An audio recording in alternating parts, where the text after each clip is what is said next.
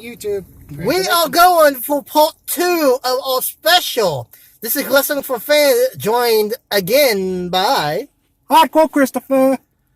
This guy's not important. No, I'm not. That's beside the point. This time we've covered all in that is taking place literally in hours. So now I want to switch gears a little bit. There is WWE. I want to touch a little bit on the upcoming Hell in a Cell. And then I want to touch on the Evolution. Which Hell in a Cell? We have Jeff Hardy taking on Randy Orton inside Hell in a Cell. We have a Money in the Bank cash-in, Strowman, Roman Reigns, Hell in a Cell. Then we have Samoa Joe versus AJ Styles for the WWE title. By the way, the Money in the Bank cash-in is for the Universal Championship. First and foremost, let's start with the Joe AJ. Your predictions, how he wins, who wins, and why. Joe AJ. Well, as of right now, it's not inside the cell. Just first off, there must be a winner.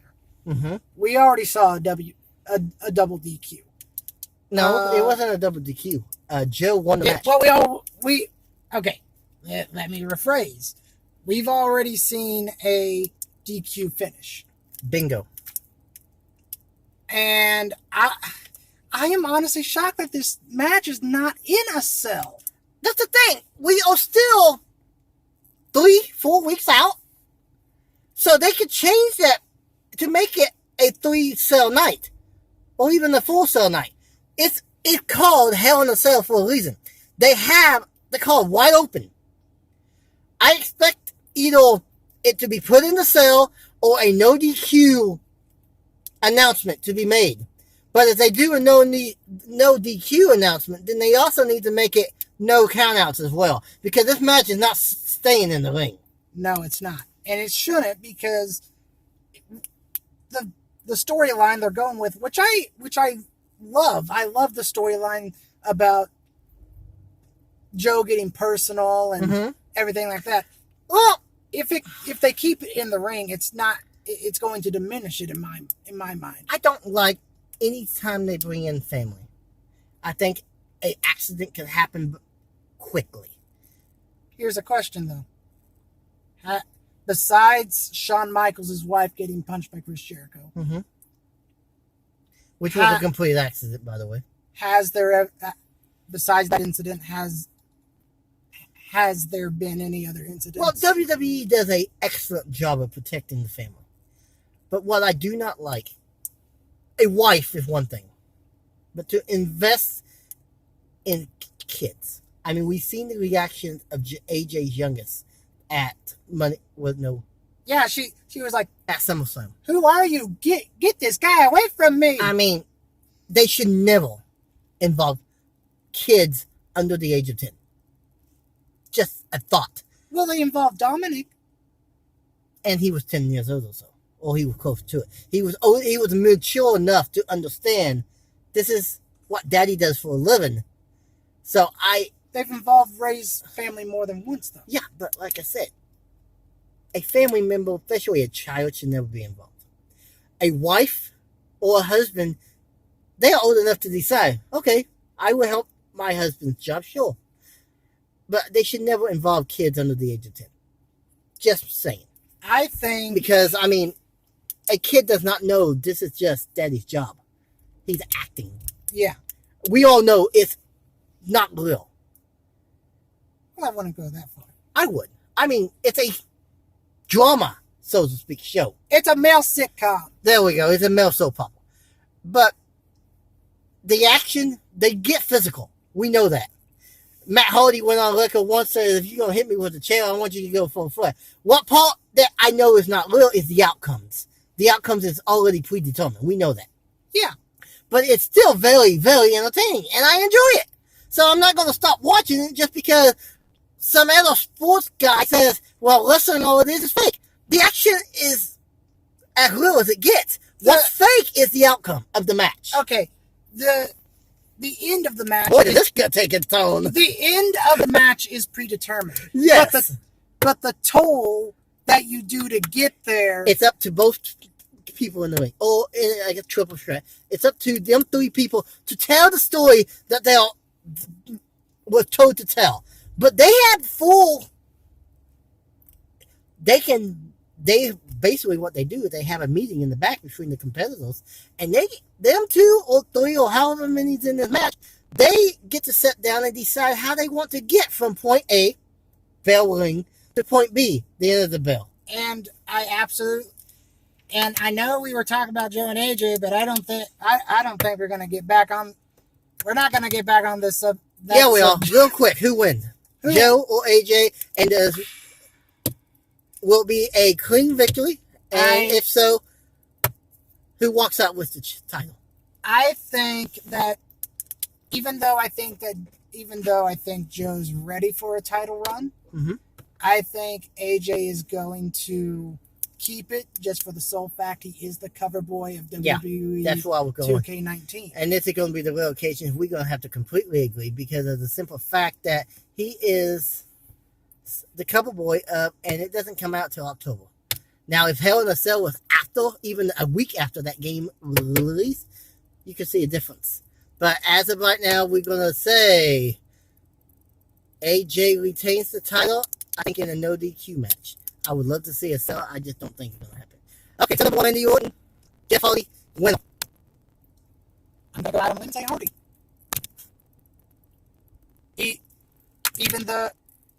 Even though Randy's been in that cell more than once, he knows. I think it's going to be Hardy, but I expect to see an extremely high move, one that we have never seen before. Swung off the top of the cell. That's what I'm saying. I think we're going to see a spot where Hardy's going to grab a bunch of tables, set them up on angle, and somehow Orton's going to wind up on the top of the stack. And Hardy's going to look up, and finally shake his shoulder, and he's really going to say, what the, and go up. They, of course, will block that part out, but I can see him climbing that cage, and even Matt would come out trying to say, don't do it. This would be the one time you're going to see like a cross type thing, and Matt trying to talk some sense to the and I could even see a referee stoppage at that point, instead of having a clear-cut winner. Unless Hardy lands on top of him and stays on top, I could see a no decision type thing due to referee stoppage. Think about that scenario. Have we ever had a referee stoppage in the Hell in a Cell? No. And we've seen some vicious bumps. We've seen the Mick Foley fall from the cage. We've seen the drive through the cage and through the mat in a cell with The Undertaker. Yes. So, yes, I would love to see a no stoppage just once. And then they could continue this feud one more month. I like your prediction, but I don't think Matt's going to be there. If he goes up on top of that cage, especially with them saying Matt may be done as far as England competitor, we will find out in a few months of seeing how his body heals and all that, then I could see something like that, honestly. And now that they got the pay-per-views together, it really wouldn't be a promotion crossover. Because they will go on the story that he was there anyways.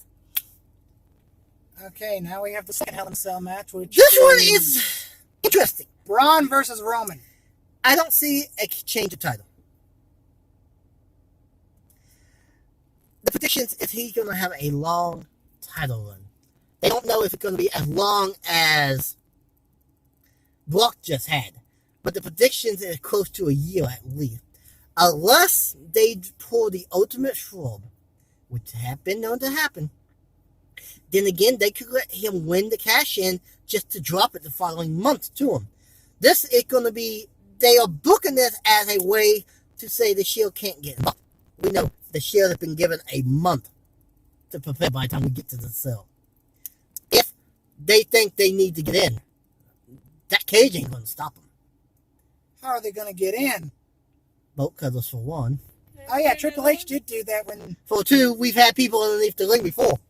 Don't mind what I was going to say. Oh, oops. I said they could be smuggled in under the ring. Yeah, I mean, so we're going to end this with a final thought, but we're going to switch it to Evolution for just a minute.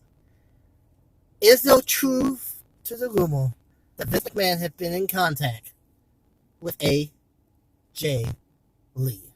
I've heard Yes or no? I've heard it once, and what I heard was that I forget who reported it, but Vince McMahon apparently picked up the phone personally, called AJ, and just basically said, We're doing this all-woman pay-per-view. Are you interested? yeah, however,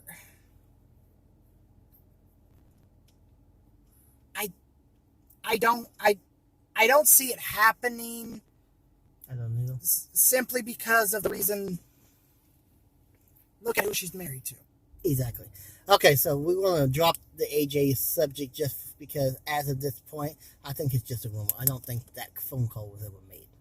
I will keep tabs on this story as it develops. I will drop a line to you, but as of right now, I say no. But okay, so I know I said we won't end it there, but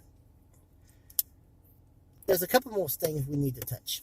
Now, well, before you go in the direction you're going to go, I think I have to correct you on something. I don't think Braun actually cashed in his briefcase, though. Oh, yes, he did. He handed it up. He relinquished it to Baron Corbin. No, he said, make sure you bring it to Hell in a Cell. Okay. So it had been cashed in. The match had been official. On Monday night, he said, I'm cashing in at Hell in a Cell. Coleman comes out after Ziggler and McIntyre came out, and that's something I want to touch on too, McIntyre. And don't let me forget that. Okay. And he said, your Hell in a Cell match has been approved. We will have a Money in the Bank cash in. Later in the night, before Strowman Hill's turn, mind you, he came in with his briefcase, set it down on the little desk type thing, I guess you could call it, and said, make sure you bring this to Hell in a Cell. Okay. So it has been cashed in. Before I forget the first track I wanted to go to, Kevin Owens walked out on Monday night. The storyline, Blue Ball, is that he's going to be returning shortly as the new Paul Heyman guy. Do you see that happening?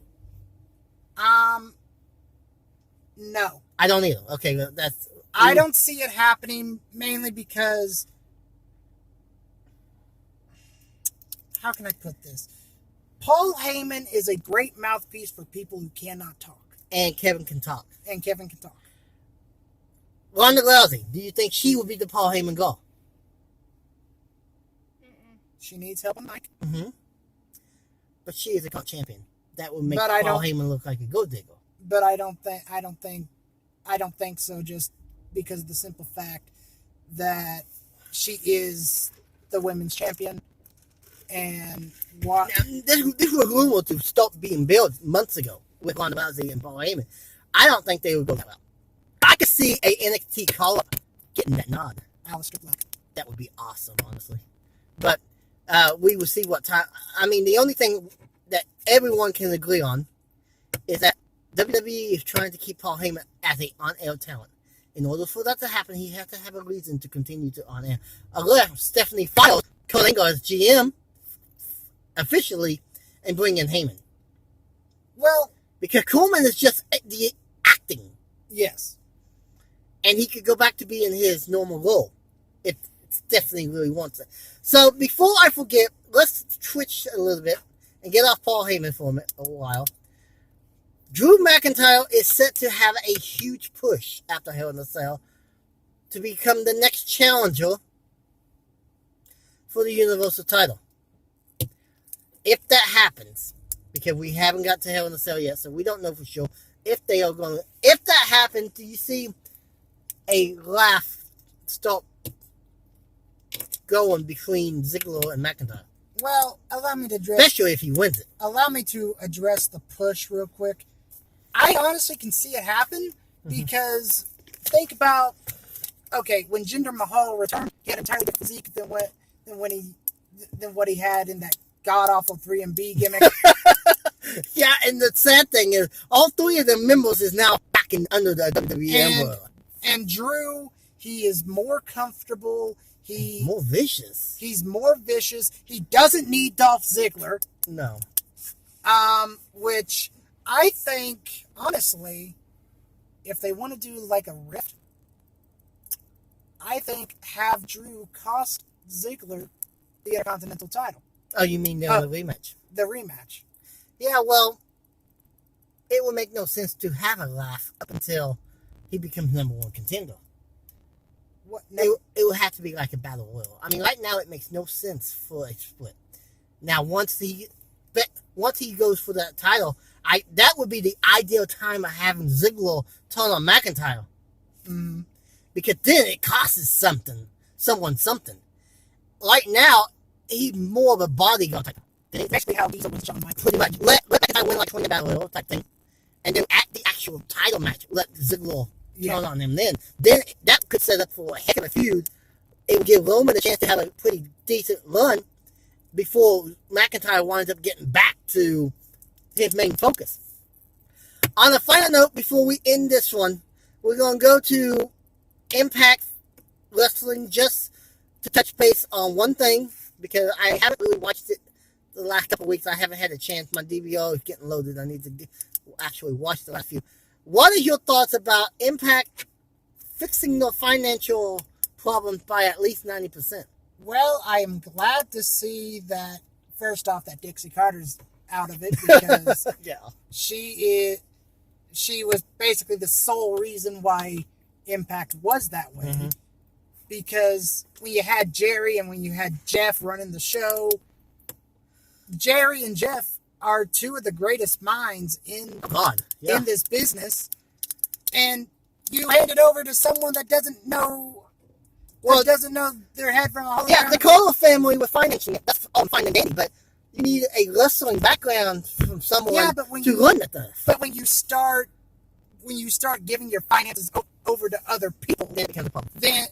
then basically the Carter family was loaning people money and they couldn't get it back. That's where you had an issue. Okay, they started out the year being about $22 million in debt. That's a lot. That is a lot. It may even be higher than that. I'm just trying to think of a decent number. But then again, we've heard that TNA is going out of business ever since. Every year, it seems like. Even at the beginning of this year, Hurricane Funk brought it up a few times, which again, he cannot verify his information, or if he doesn't want to verify it, he just will not give me where he got the report from. Because I've asked him several times. I even had, here's a shout out to Sean View Entertainment, I even asked him some things and he said he was looking into it. I have not heard back yet, so he probably haven't found nothing yet. Because Sean View Entertainment is very reliable. For those of you who are watching who have not heard, give him a shout out. Subscribe to his channel. He's one of the greatest podcast wrestling newscasters there is. Well, he's also the same guy that said that Eric Bischoff was going to buy TNA Wrestling. Oh, yeah. And Slammiversary, for those that do not know, has already happened. Was a great show. It was one of the best in the last 5 years for TNA. They all have gone on record that it's the best of all time. I don't know if I would go that far, but I will give it a solid A+. But I'm glad to see that Impact has done. It's not 100%, but 90 is good. 90 is good. Do you see them being a profitable company in 10 years if they continue to cut this like this every year? Do I like competition for Vince McMahon? No, not competition. Or just being a profitable. Just be a profitable company if as they of this keep point. going at this rate in the next 10 years, I'd say they do it. I say they do it. However, it's if we don't see another like ownership twist. Well, right now they are owned and operated by the same company that owns Fight TV. Anthem from Canada. Fight TV, it's a network in Canada that they hold all different combat sports on their apps or on their channels. And Impact was just a perfect fit for them to actually have a company where they could say, we actually own it, but we're still going to continue to run our channels where any wrestling promotion can contact us. I mean, it's a home of Tommy Dreamer's House of Hardcore for a little bit, too.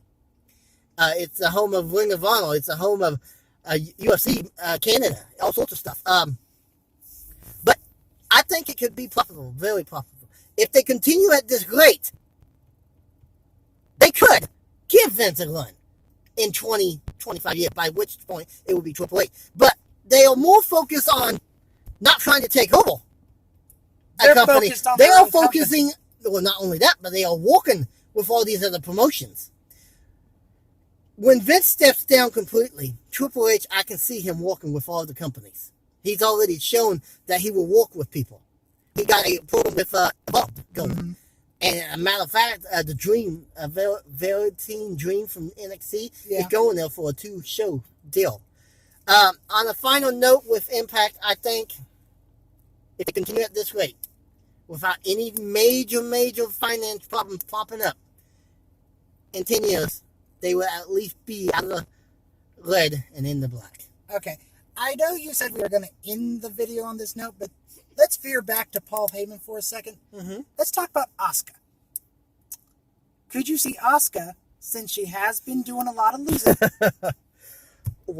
could you see Asuka being paired with Paul Heyman? If we go that route, then why not just And do Asuka heel turn? If we go that route, then why not just do a full-fledged Japanese talent with Paul Heyman?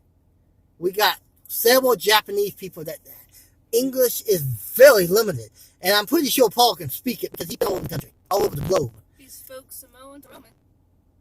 That is true. So I would love to see like an all Japanese stable that has a mouthpiece for the U.S. And right now, we haven't seen Asuka on TV. We haven't in a couple weeks. So, one more Impact note: do you see them doing good by staying on Pop TV, or do you think a network change is in order? I think a network change is in order. Even Anthem has said that they may be considering a network switch. I understand why they got off of Spike. You know, and they don't necessarily need to leave Pop. Just have like a secondary program Maybe do on a different network. like a YouTube live stream, or They got the GWN, and you can get free GWN subscribing, but they just do like portions where it goes black for a few seconds and then comes right back. So basically, it's like a commercial pause, and then it goes right back on, and you continue like where it left off at. It's not like you miss anything, and it's what they call the mini interruptions, and the mini interruptions is only for the non-pay subscribers. and the reason why I say a network change has to be in order is because a lot of people don't even know that Pop even exists. Exactly. I think they need to. I mean, at one time at the beginning of the year, they were talking to Fox, but then Vince and SmackDown decided to go with it. They need to go to contact Ted Turner, maybe, And go TNT and speaking TBS, or even back to Spike. And speaking of, let's veer back to WWE for a second. Do you think Yes, fans, he's a WWE crazy nut. I'm not a? Do not listen to what this guy says. Do not listen to what this guy says. He got WWE on the plane. He doesn't like talking about nothing but. I talked with you about All In. I talked with you about Impact. But Okay, yes, what you got? I grew up on the. What you got before we have okay. our final thought on New Japan? Okay. Yes, I am a WWE nut. Okay. Okay.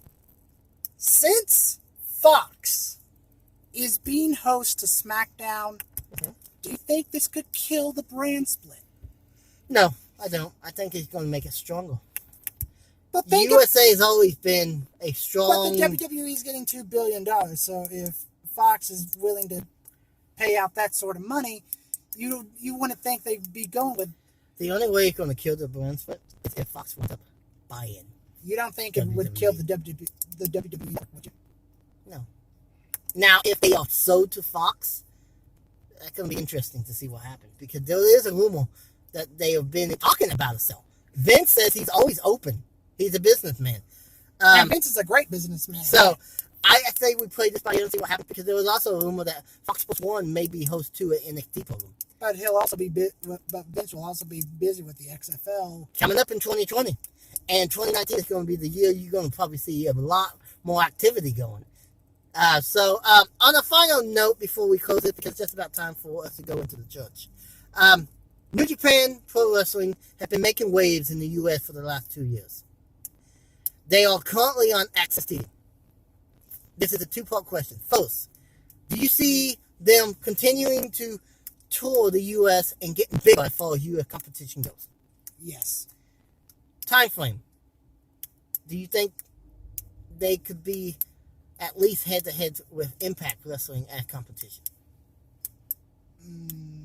Let's go with Impact, folks. In 10 years. if they get a better TV slot, We'll go in there in a minute. or if they get a better TV deal. Because right now, even though access is good, It's not live. it's not live. Most of the time. It's not live, and I think that in order for them to be considered a formidable threat, they need to be on like a Spike or a USA or a Sci-Fi. Yeah, because right now, most of the program is like a year behind. Unless they do a live special. Because that's the way they've always run that program. Yeah. I think they need a better TV deal. Better TV channel. Again, they could contact Tono. He's now out of his 20-year just about no compete clause. That does not mean he cannot have a wrestling program on his channel. He cannot own a company for 20 years. He's past the 10 years of no wrestling on his network. And not even not even that, but And we also have to think about all the other networks that could do it. A Spike TV would be great. I just think that New Japan comes out too late in the States. No, come on. From 7 o'clock at night on Fridays. Okay, that's early. So it's not late. It's just, how many people knows about Access TV? Not a lot unless you have Dish. Unless you really search out wrestling programs on YouTube or on Google to find out. Because right now, we have wrestling on every night but Sundays. And Sundays, we have it at least twice a month. Yeah. If there is. Yeah. So, we have Monday, Raw, Tuesday, SmackDown, seems to be Friday. Then you have, Does that mean Friday will go back to being taped? I don't know. They do not know yet, but I hope not. But I assume it will be. And then you got Wednesday, which is Lucha Underground. Thursday, of course, is Impact. Friday is New Japan and MLW, which I expect them to change dates if SmackDown is going Friday. Saturdays are But- dropping local, right? But yeah, Saturday after Saturday Night Live, we got Drop and Local Promotion, which for those of you who do not know, World Class Revolution is based out of the Missouri, Kansas, Oklahoma, and Arkansas area, and they will be going to Kansas Crossing Casino in Pittsburgh, Kansas on October, It's November. November 7th, something in that area. I know it's after my birthday. Yeah, so it's sometime in November or the first couple of weeks. So if you can make it, go give your support. Me and Gene Oakland is supposed to be there with the new Von Erich twins, who is their current tag team champion. Scott Steiner shows up from time to time. They all doing a TV taping. So go out, give them your support. With that being said, we really have to end this video, which is the longest video I've ever done at right under 30 minutes. With that said, this is Wrestling for Fans. Beside me is, Keep it hard. I'm Hardcore Christopher. Keep it hardcore, everyone. with my lovely wife in the background. Till we meet again. Adios, amigos.